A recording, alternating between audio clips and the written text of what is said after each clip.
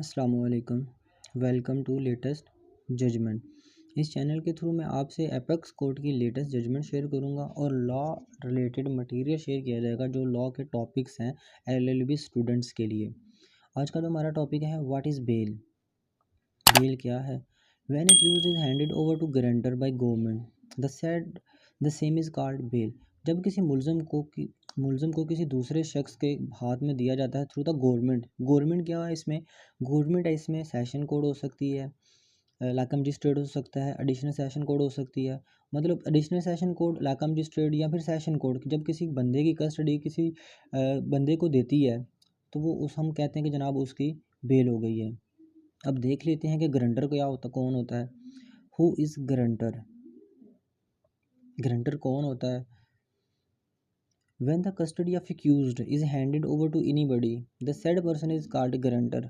जब किसी मुलज़म की कस्टडी किसी भी शख्स के हाथ में दी जाती है, मीन्स किसी भी शख्स के हाथ में, मतलब वो उसका वालिद हो सकता है, उसका भाई हो सकता है, कोई भी उसका अजीज़ कारब हो सकता है या कोई अननोन पर्सन हो सकता है, जिसके हाथ में उस बंदे की कस्टडी दी जाती है, हम बोलते हैं कि वो बंदा गारंटर है उस मुलज़म का।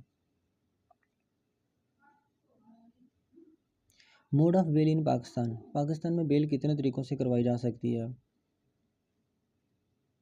देर are 3 kinds of bail. Pakistan में बेल करवाने के 3 तरीके हैं। बेल बिफोर अरेस्ट, इसको बोलते हैं हम pre arrest bail. Bail after arrest, इसको हम बोलते हैं पोस्ट अरेस्ट बेल। नंबर 3 पे आ जाता है प्रोटेक्टिव बेल। नंबर 4 में आ जाता है बेल इन एंटिसिपेशन। और बेल इन एंटिसिपेशन की जो प्रैक्टिस है पाकिस्तान में तकरीबन ख़त्म हो चुकी है। इसका कोई ज़्यादा रोल नहीं रहा पाकिस्तान की जुडिशरी में।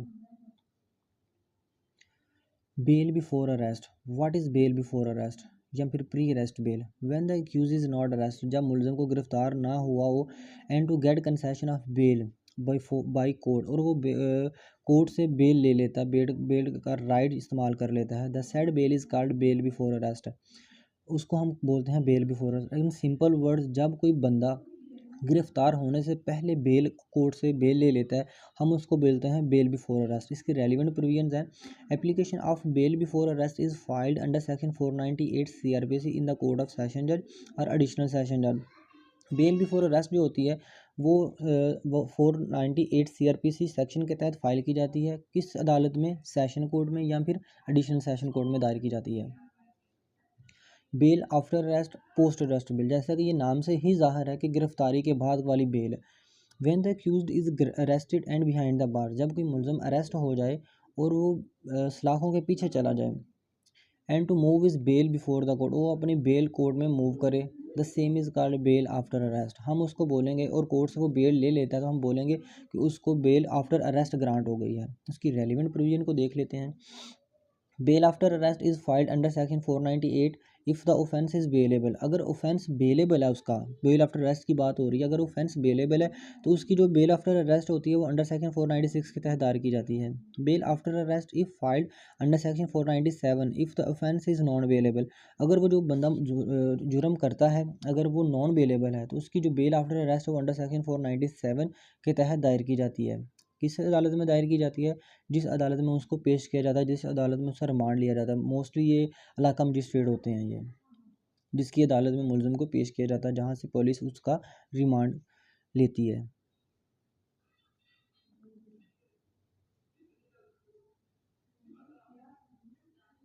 Protective bail is like a pre arrest bail which is fileable before arrest. Protective bail जो होती है ये भी प्री अरेस्ट बेल की तरह ही होती है, और जो अरेस्ट होने से पहले फाइल की जाती है। इसकी प्रोटेक्टिव बेल होती क्या है? प्रोटेक्टिव बेल होती इस तरह से, अगर कोई बंदे को पता चले कि उसके ख़िलाफ़ लाहौर में FIR दर्ज हो गई है और वो बंदा कराची में मौजूद है, और वो उसको ख़तरा है कि जब वो लाहौर जाएगा तो लाहौर की पुलिस को उसको गिरफ़्तार कर लेगी, तो वो कराची हाई कोर्ट से क्या करेगा? प्रोटेक्टिव बेल लेगा, ताकि जब वो लाहौर जाए और कंसर्न अदालत में पेश हो, ताकि उसको वो पुलिस गिरफ़्तार ना कर सके जब तक वो अदालत में पेश ना हो जाए। रेलिवेंट प्रोविजन क्या होती हैं इसकी? Protective bail is filed under section 498। Protective bail जो होती है वो अंडर सेक्शन 498 की CRPC के तहत दायर की जाती है। And the honourable high court and supreme court have got jurisdiction to entertain this protective bail. और ये इस बेल को कौन सुन सकता है? ये बेल कौन ग्रांट करता है? ये बेल सिर्फ और सिर्फ हाई कोर्ट और सुप्रीम कोर्ट को ये जूरिसडिक्शन हासिल है कि वो इस प्रोटेक्टिव बेल ग्रांट कर सकते हैं किसी भी एक्यूज्ड को। सेशन कोर्ट या फिर एडिशनल सेशन कोर्ट या फिर इलाका मजिस्ट्रेट के पास ये इख्तियार नहीं होता। Bail in anticipation, what is bail in anticipation? Bail in anticipation क्या होती है? Bail before registration of FIR, जो बेल एफआईआर रजिस्टर्ड होने से पहले ली जाती है कोर्ट से, उसको बोलते हैं हम बेल इन एंटिसिपेशन। इसकी ग्राउंड्स क्या होती हैं? पर्सनल नेचर के, मतलब अगर किसी बंदे के साथ झगड़ा हो जाता है और उसको लगता है कि वो बंदा मेरे खिलाफ एफआईआर दर्ज करवा देगा, तो वो उस ख़तरे के मद्देनज़र अदालत से बेल इन एंटिसिपेशन ले लेता है ताकि उसको गिरफ़्तार ना किया जा सके। या फिर पॉलिटिकल इनिमिटी, मतलब दो ग्रुपों में तसादम हो जाता है, दो सियासी ग्रुपों में मोस्टली होता है पाकिस्तान में, दो सियासी ग्रुपों में तसादम हो जाए और एक ग्रुप को लगे कि उसके खिलाफ एफआईआर दर्ज हो जाएगी, तो वो कोर्ट से क्या करता है? बेल इन एंटिसिपेशन ले लेता है। Thanks for watching. इस तरह की मज़ीद अच्छी लॉ रिलेटेड मटेरियल्स और सीखने के लिए मेरा चैनल लाइक एंड सब्सक्राइब कीजिए ताकि मेरी आने वाली वीडियोस आपको मिल सकें।